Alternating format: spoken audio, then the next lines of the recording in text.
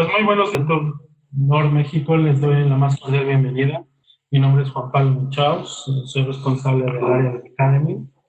Muchas gracias a los asistentes que están ingresando. Buenos días, espero se encuentren bien, ustedes y sus familiares, ante esta pandemia que nos atañe a todos. Pues el webinar del día de hoy va a ser aspectos claves en auditorías internas bajo los requerimientos de la IATF 16949-216.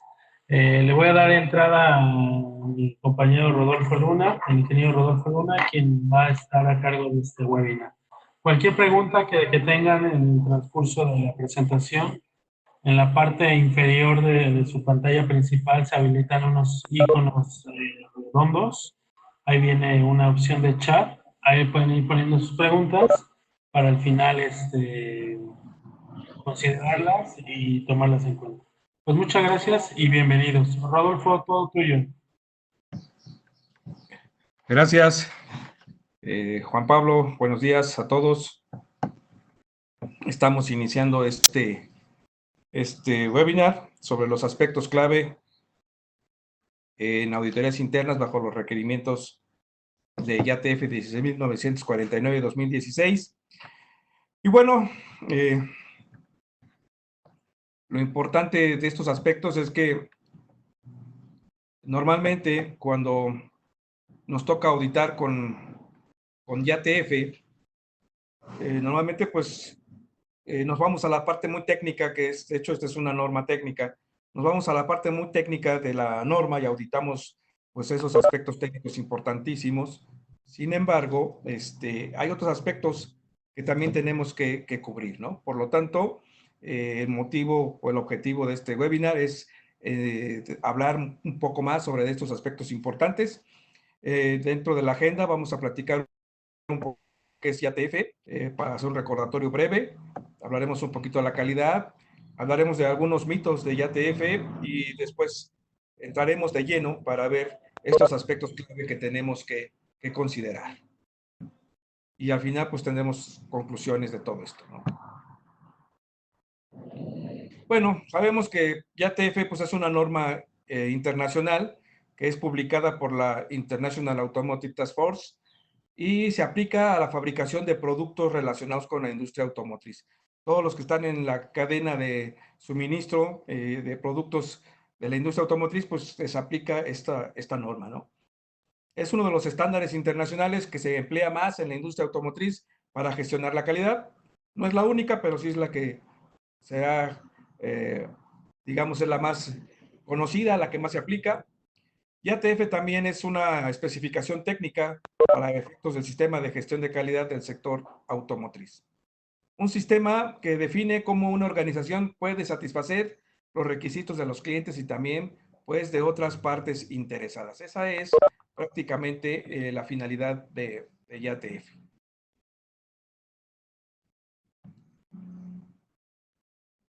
Bien, hablemos un poquito de qué es la calidad de acuerdo a cómo lo define el vocabulario de la ISO 9000 en su edición 2015.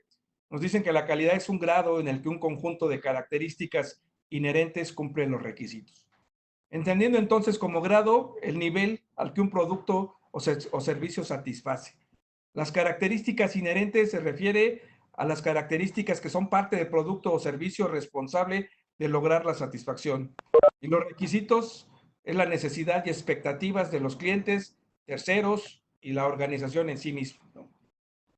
En otras palabras, la organización tiene que enfocarse en cumplir con los requisitos de la manera de todas sus características, incluyendo las que el cliente definió y estableció, e incluyendo aquellas que el cliente no definió ni estableció, pero que forman parte del producto o servicio que se le tiene que suministrar. Esta es en sí la definición que nos marca la norma que se mantiene vigente actualmente.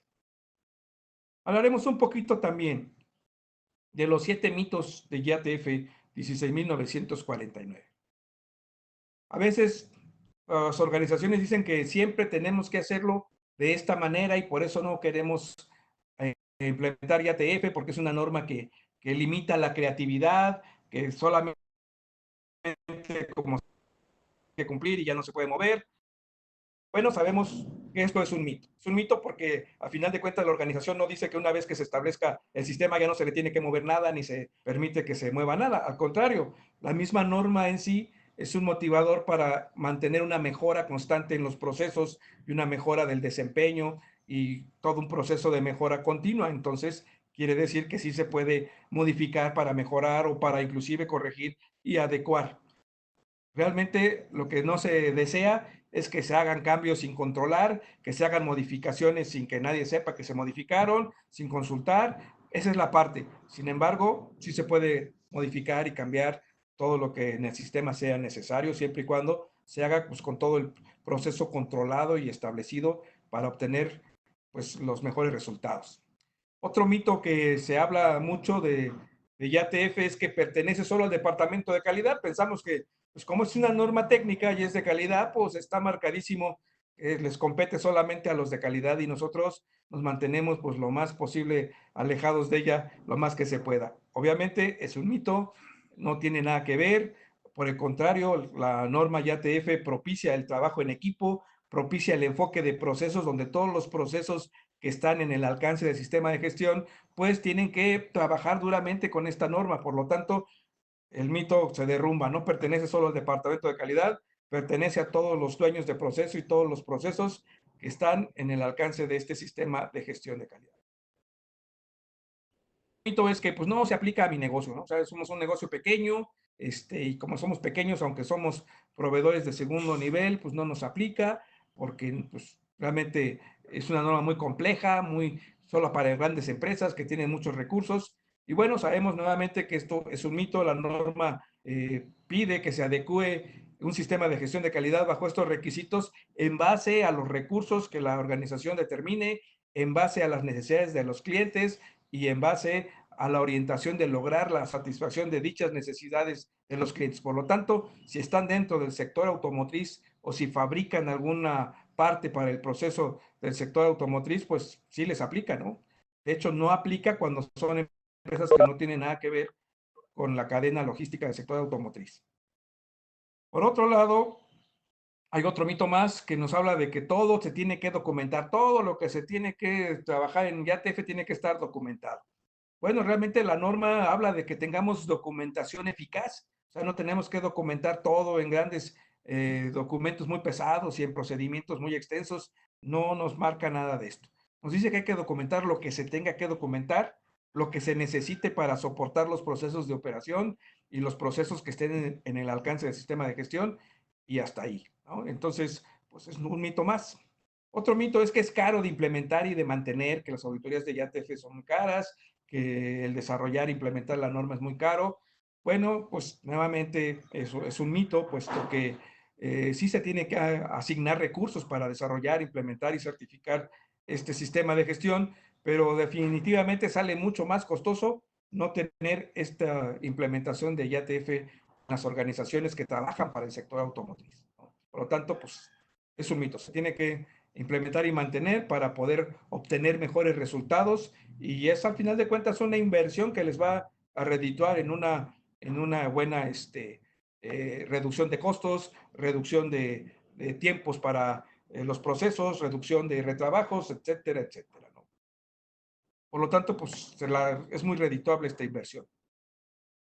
El sexto mito es que todo tiene que ser perfecto desde el principio, ¿no? Y esto, pues al final de cuentas sabemos que todo es perfectible, que todo no puede desarrollarse excelentemente dentro de un proceso a la hora de iniciar, sino que tendrá que haber adecuaciones, tendrá que haber mejoras, tendrá que trabajarse en la mejora del desempeño y en la mejora continua, y por lo tanto, pues no puede ser todo perfecto al principio, porque además esto es utópico, ¿no? No puede ser, ¿no? Y el mito número 7 nos dice que con un curso de formación de auditor interno ya se está calificado como auditor interno. Pues este también es un mito porque el tomar el curso de auditor interno es parte del proceso para calificar a un auditor, ¿no? O sea, su competencia se determina primeramente por la formación, o sea, los cursos que toma, pero también se determina por sus habilidades y práctica, esto es, qué tanto se ha acercado ya al proceso de auditoría, qué tantas horas de vuelo tiene como auditor, Eso forma parte de la calificación del auditor y aparte también, pues los resultados que se derivan de las auditorías que va desarrollando, ¿no? El qué tanto es el desempeño ya como auditor, qué tanto valor agregado da este auditor cuando desarrolla sus auditorías internas. Por lo tanto, pues el mero documento de tomar un curso de auditor interno no es toda la calificación de auditor interno, tendrá que considerarse otros aspectos. Por lo tanto, pues es un mito más, ¿no?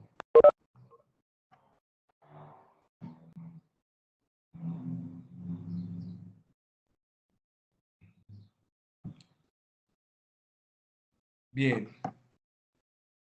Aspectos a considerar al realizar auditorías internas. Ya vamos a entrar de lleno a la parte que como auditores internos tenemos que ver y evaluar pues más a detalle, ¿no? Una de las partes es el análisis del contexto. Muchas veces el análisis del contexto se limita a quedar en un buen análisis PEST, un buen análisis FODA o una combinación de estos análisis y ahí quedó el análisis del contexto. Sin embargo, el alcance debe estar ligado con la parte y al final de cuentas los resultados de este análisis del contexto deberían de estar alineados con el plan de negocios de la dirección para determinar cómo se van a aprovechar las oportunidades que se determinaron al hacer el análisis del contexto o qué actividades, metas y objetivos se tienen que cumplir para disminuir riesgos o contrarrestar o disminuir amenazas. Entonces, el auditor tiene que enfocarse mucho en estos puntos a la hora de hacer la evaluación del análisis del contexto.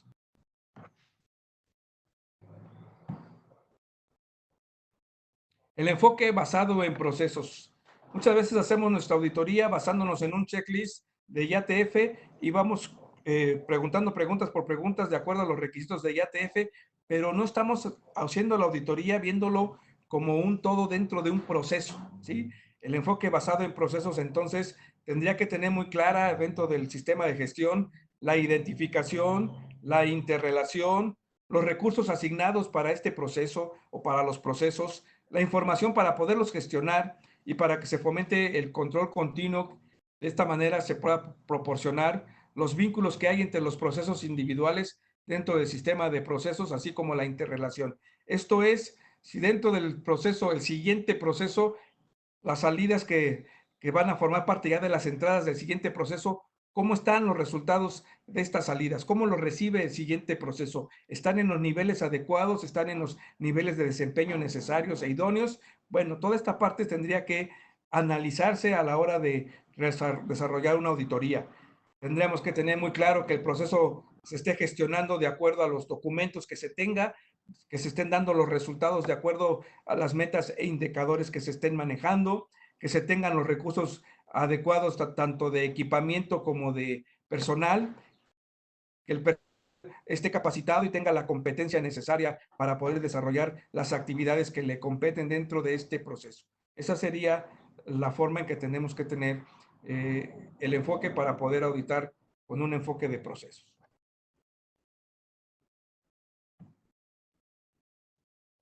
Liderazgo. Bien, aquí en esta parte, pues es la parte que normalmente compete a la alta dirección, ¿sí? Sin embargo, pues es todo un capítulo dentro de la norma, tanto de los lineamientos de ISO 9000 como los requisitos que se marcan en IATF.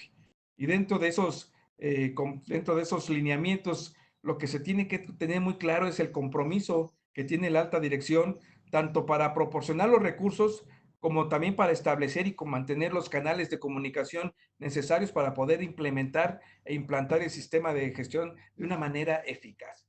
Entonces, el liderazgo no nada más se tiene que determinar en la parte de qué tanto la dirección asigna los recursos, sino también qué tanto comunica tanto los planes de negocio como los objetivos estratégicos, como los objetivos operacionales que se tienen que cumplir, cómo los comunica, a quién se los comunica, cómo llega la información hasta los niveles operativos, cómo el nivel operativo sabe los resultados que se esperan, cómo sus resultados contribuyen al desempeño de todo el sistema de gestión y a lograr la satisfacción de los clientes o de otras partes interesadas. Bueno, todos estos aspectos los tiene que considerar el auditor interno a la hora de evaluar este punto de liderazgo.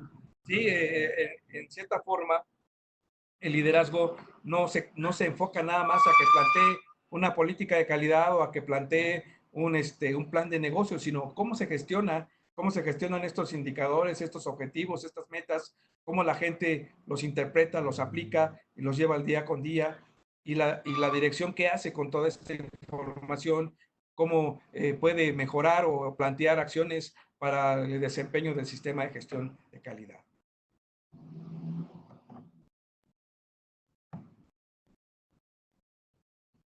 Otro aspecto clave a la hora de hacer las auditorías internas es el evaluar la motivación y el compromiso. ¿Sí? A final de cuentas o al final del día, pues las personas motivadas y comprometidas van a influir directamente en el desempeño de los procesos. Por lo tanto, podemos decir que es imprescindible para que el sistema de gestión de calidad funcione. Tenemos que ver que la gente tenga el conocimiento adecuado para poder desarrollar sus tareas, que conozca y tenga claras sus metas y sus objetivos a cumplir para que pueda saber el estado en el que se encuentra de desempeño y pueda actuar en consecuencia, y también tenga muy claro cómo sus actividades contribuyen al desempeño y a la mejora del sistema de gestión de calidad. Con esta parte, con el conocimiento, con la medición de su trabajo, con la retroalimentación del desempeño que se tiene, el personal puede contribuir mejor a los niveles del sistema de gestión de calidad y sus procesos, y de cierta manera pues lo mantienen motivado y comprometido al logro de los resultados. Otro punto que es medular a la hora de hacer las auditorías es la gestión de riesgos. ¿Sí? Aquí lo que se busca es que esta gestión de riesgos incluya como mínimo, y esto lo marca IATF, a la hora de evaluar riesgos tenemos que considerar las lecciones aprendidas de las retiradas de producto en el mercado, las auditorías de producto, las devoluciones y reparaciones en el mercado, las quejas, el desperdicio y el reproceso. Entonces, ver que la MEF en los procesos de manufactura esté implementado adecuadamente, pero también ver que se estén considerando en los procesos a la hora de evaluar riesgos las lecciones aprendidas, las quejas de cliente, las auditorías de otras, resultados de otras auditorías de producto, en fin, ¿no? Entonces, no es nada más enfocarnos en el FODA, no es nada más enfocarnos en el, no es nada más enfocarnos en el, en el AMEF, es ver que se estén cumpliendo todos estos puntos relevantes. Otro punto importantísimo, clave a la hora de auditar, es la responsabilidad corporativa. ¿Sí? Y esto pues es cada vez más importante y es más valorado por la sociedad. Y la responsabilidad corporativa tiene que estar alineada con los requisitos legales aplicables, pero también tiene que estar permeada a lo largo de toda la organización para que la gente realmente viva la responsabilidad corporativa, viva las filosofías y políticas de la organización, sepa realmente cuáles son sus compromisos para esta responsabilidad corporativa, sepa a quién recurrir si hay algunos lineamientos que no están dentro de estas responsabilidades corporativas, y esto pues también tiene que considerarse a la hora de hacer la auditoría. Una parte importante también de los auditores internos que de repente pasa desapercibida es la interpretación de las sancionadas. Desarrollamos nuestro plan de auditoría, desarrollamos nuestro checklist de auditoría, pero no verificamos si ha habido cambios dentro de los requisitos de la IATF basados en las sancionadas, y si han salido nuevas sancionadas que pudieran cambiar la interpretación del requisito o disminuir o ampliar el alcance del requisito, y entonces poderlo aplicar en nuestras listas de verificación o en nuestras pistas de auditoría a la hora de hacer la auditoría. Me ha tocado ver auditorías internas donde el auditor interno no tiene claro que tendría que haber consultado antes de hacer su plan de auditoría, haber consultado las interpretaciones sancionadas para asegurarse que cuenta con las de último nivel y que está aplicando la interpretación a la norma IATF de la manera adecuada como se ha planteado con las últimas niveles de las sancionadas, ¿no? Entonces, hay que tener mucho cuidado con esta parte. Ese es uno de los aspectos que hay que considerar a la hora de hacer interpretaciones de auditorías internas. Bien, pues prácticamente aquí es donde hemos planteado los lineamientos más cruciales que se tienen que cuidar. Esto no quiere decir que sea todo, hay muchos más aspectos que se tienen que considerar al auditar IATF. Sin embargo, como que estos de repente son los más desprotegidos, como que de repente no nos metemos mucho a revisar estos aspectos, y la intención es que los tengamos muy en claro, ¿no? Al final, las conclusiones son que las auditorías internas al sistema de calidad bajo YATF 16.949, pues son un medio para que la empresa tome un enfoque sistemático, para que pueda cumplir sus objetivos, los requisitos de las partes interesadas y también pueda hacerlo y pueda realizar la mejora del desempeño de sus procesos. Bien, pues hasta aquí mi participación. Muchas gracias, Rodolfo. No sé si tengan alguna pregunta. Orlando, no sé si tú tengas una pregunta de aquel lado. ¿Qué tal? Pues por acá no tengo alguna pregunta que me estén solicitando. Okay. Aquí hay una pregunta a Rodolfo.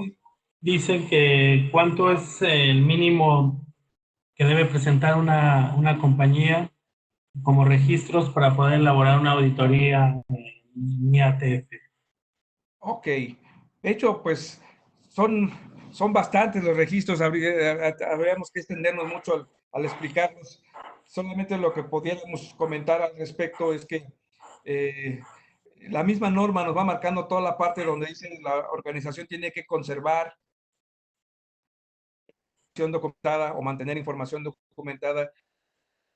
Estamos hablando de que pues sí se requiere bastantes documentos para YATF con respecto a un ISO 9000. Un ISO 9000 tiene mucho menos documentos, ¿no? Sin embargo, YATF es más extenso y sobre todo no perder de foco. Yo no, por eso no me puedo arriesgar a decir cuántos se tendrían que tener, porque también depende mucho del cliente. El cliente, esta norma está hecha para el cliente, son normas técnicas desarrolladas por los clientes y muchas veces la documentación tendrá que basarse también por una parte, lo que nos marca como obligatorio YATF, que son donde nos dice él debe conservar o debe mantener información, y sin embargo también se tiene que incluir todos los documentos que el cliente así establezca o pida.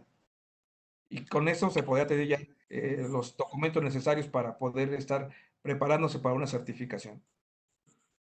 Ok. Otra pregunta dice que ¿por qué la IATF sí pide como mínimo un registro de 12 meses o un año para poder llevar a cabo una auditoría y la 9001 no? Ok, esto más bien precisamente es un lineamiento ya de la organización YATF. Recordemos que la norma es hecha por una organización de varios clientes, ¿no? Entonces, para los clientes les da confianza que un sistema está maduro si ya tiene un año de registros. No creen que con menos de un año la organización esté lo suficientemente madura para certificarse en esta norma. Por eso es que se pide como un lineamiento. Sin embargo, también sabemos que se puede, si la empresa no tiene el año de trabajar con la YATF porque es una empresa nueva, tendría que planteárselo a la organización que los va a certificar y pudiera haber allí algunas adecuaciones. Ok. Por acá tengo una pregunta. Nos pregunta Jaciel, ¿qué son las interpretaciones sancionadas? ¿Algún ejemplo? Ok. La YATF es una norma que se va adecuando conforme los clientes van determinando si los requisitos que se plantearon originalmente se están cumpliendo adecuadamente o si los proveedores están teniendo algunas limitantes para cumplir con los requisitos de YATF. Y entonces, por dentro de la organización de YATF se sacan desviaciones o nuevos puntos de interpretación de la YATF y estos van surgiendo en el momento en que se determina que hay que hacer una adecuación o un cambio al requisito de YATF y se publica. Lo que no pasa con ISO 9000, si no está interpretando bien el punto o si no le está cumpliendo adecuadamente, pues ahí se va quedando documentándose con la organización ISO hasta que viene una nueva revisión y ahí o se ponen notas aclaratorias o se cambia completamente el elemento. Y ya es más dinámica, cada X tiempo está sacando nuevas modificaciones o nuevas adecuaciones a los requisitos de la norma. Por lo tanto, auditar con la norma YATF tal y cual está sería un gran riesgo porque pudiera haber cambios ya que se determinan en las sancionadas. Estas se encuentran directamente en las páginas de web de YATF y de IAG. Muchas gracias. Aquí en el chat, Gabriel Rivera hace una anotación. Dice que los procesos documentados que pide la IATF no necesariamente son los procesos del sistema.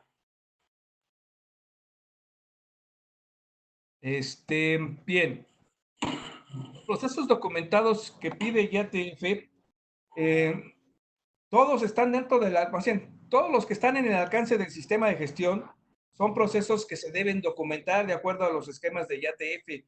O sea, no puede haber procesos documentados fuera del sistema de gestión de acuerdo al punto de IATF.